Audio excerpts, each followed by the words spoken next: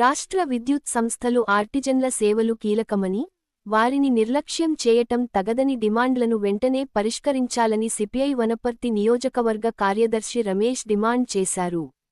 వనపర్తి ఈ ఆఫీస్ ఆవరణలో గత 8 రోజులుగా ధర్నా చేస్తున్న సందర్భంగా సిపిఐ ఆధ్వర్యంలో ధర్నాను సందర్శించి పోరాటంలో మీ వెంట మేముంటామని కడవరకు పోరాడాలని మద్దతు ఇచ్చారు.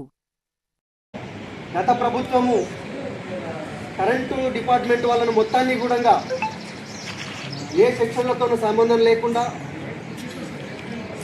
ఉండేటువంటి అన్ని కరెంటు డిపార్ట్మెంట్లో ఉండేటువంటి అన్ని సెక్షన్లను కూడా వాళ్ళని రెగ్యులరైజ్ చేస్తాము అని చెప్పి గత ప్రభుత్వము టీఆర్ఎస్ ప్రభుత్వం కూడా హామీ ఇచ్చి ఏదో అరకొర అంటే వాళ్ళకు పూర్తి స్థాయిలో అక్కడ సాగకుండా ఇక్కడ బతకకుండా చేసినట్లు చేసి వాళ్ళకు ఆ పబ్బం గడుపుకొని ఆ ప్రభుత్వం వెళ్ళిపోయింది.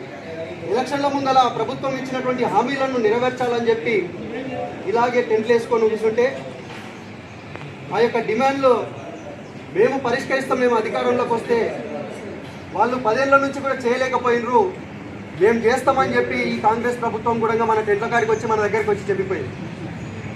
ఆ డిమాండ్లు ఏమున్నాయంటే విద్యార్హత కలిగినటువంటి వాళ్ళు అంటే వాళ్ళ విద్యను ఆధారంగా చేసుకొని అర్హులైనటువంటి వాళ్ళని అందరినీ కూడా ఆర్టిజన్ ఉద్యోగులను కన్వర్షన్ చేయాలని చెప్పి అదొక డిమాండు.